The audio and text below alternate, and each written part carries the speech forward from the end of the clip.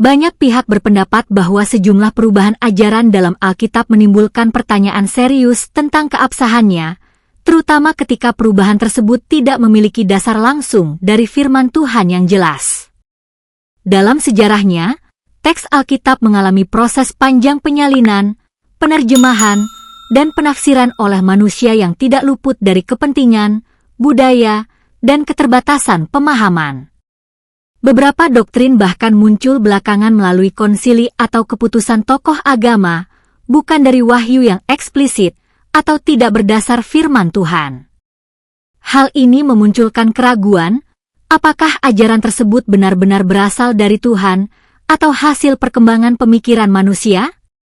Jika suatu ajaran tidak dapat ditelusuri langsung pada firman Tuhan yang otentik, maka secara logis keabsahannya patut dipertanyakan. Oleh karena itu, penting bagi setiap pencari kebenaran untuk meneliti sumber ajaran secara kritis, membandingkan naskah, dan tidak menerima begitu saja tradisi yang tidak memiliki dasar wahyu yang kuat. Halo semuanya, selamat datang kembali di sesi bedah materi kita hari ini. Kita akan langsung masuk ke topik yang super menarik. Hari ini kita bakal bertindak layaknya seorang detektif. Kita akan menyingkirkan sejenak tradisi teologis yang rumit dan murni menggunakan satu alat saja, yaitu penalaran objektif. Sumber materi kita hari ini menyajikan sebuah teka-teki logika yang sangat memikat mengenai teks-teks keagamaan kuno. Kita akan menguji konsistensi logika dari apa yang disebut firman Tuhan, khususnya mengenai ketetapan hukum Taurat, dan melihatnya murni lewat lensa akal sehat. Oke, mari kita langsung selami ini. Ada satu pertanyaan inti yang menjadi dasar seluruh pembedahan materi kita kali ini, bagaimana hukum Tuhan bisa hilang tanpa adanya firman Tuhan? Nah, ini bukan pertanyaan tentang keyakinan ya, melainkan murni sebuah paradoks hukum dan struktural yang ditemukan oleh sumber kita. Coba pikirkan, jika sebuah hukum ditetapkan oleh otoritas yang paling tinggi, bukankah secara teknis kita butuh otoritas yang sama persis untuk mencabutnya? Pertanyaan inilah yang bakal jadi kompas kita hari ini. Kita masuk ke bagian pertama, otoritas tertinggi hukum. Sebelum kita mulai menguji hukum ini, kita butuh aturan main kan? Berdasarkan sumber kita, kalau suatu hukum diklaim berasal dari Tuhan, maka hukum itu harus lulus 3 prinsip akal sehat ini. Pertama, sumbernya harus sangat jelas. Dalam hal ini, ya firman Tuhan. Kedua, sebuah hukum ilahi itu secara hierarki sama sekali tidak bisa dibatalkan oleh manusia biasa. Dan ketiga, ini yang penting. Kalau mau ada perubahan, itu mutlak butuh firman baru yang eksplisit dari Tuhan sendiri. Analoginya begini, semakin besar hukumnya, harusnya semakin jelas dong instruksi pencabutannya. Masuk akal kan? Nah, sekarang mari kita terapkan aturan akal sehat tadi ke subjek utama kita, Taurat.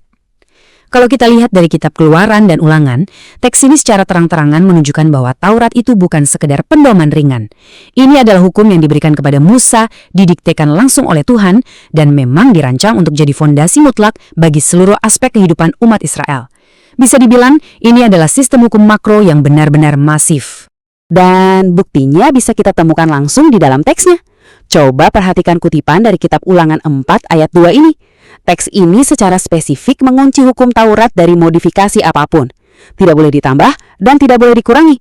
Secara logika, klausa ini membuktikan kalau Taurat dirancang dengan otoritas paling tinggi yang tidak bisa diotak-atik tanpa intervensi langsung dari sang pembuat hukum itu sendiri.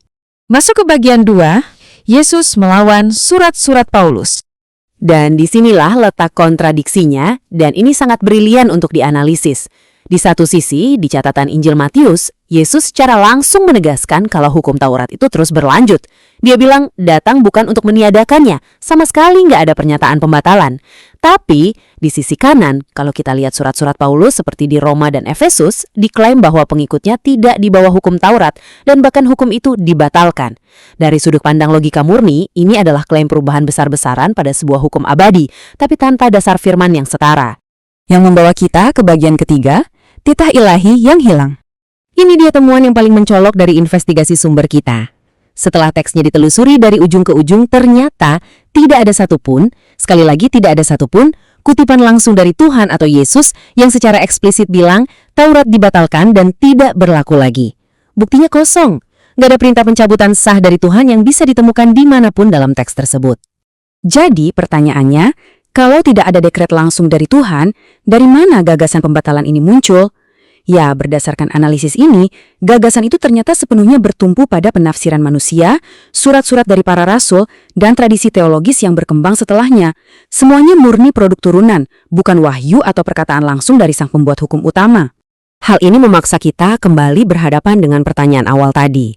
Bagaimana mungkin sebuah hukum Tuhan yang skalanya begitu masif dan didiktekan secara langsung bisa dianggap hilang hanya dengan bermodalkan interpretasi manusia dan kebisuan ilahi?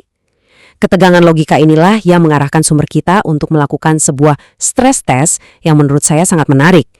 Mari kita lihat bagian keempat, perbandingan dengan kisah Kain.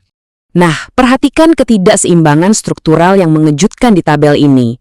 Di sebelah kiri, kita punya kisah Kain dari kitab Kejadian. Ini pada dasarnya masalah keluarga, dampaknya sangat lokal. Di sebelah kanan, kita punya Taurat, hukum raksasa untuk seluruh bangsa dengan dampak global. Logikanya nih, urusan yang lebih besar pasti butuh instruksi yang jauh lebih jelas dan detail kan? Tapi anehnya, realitas teks menunjukkan hal yang benar-benar berkebalikan. 11 ayat, ini adalah jumlah ayat yang digunakan Tuhan untuk berbicara langsung, panjang lebar, dan super rinci hanya untuk mengurus satu kasus lokal tentang Kain.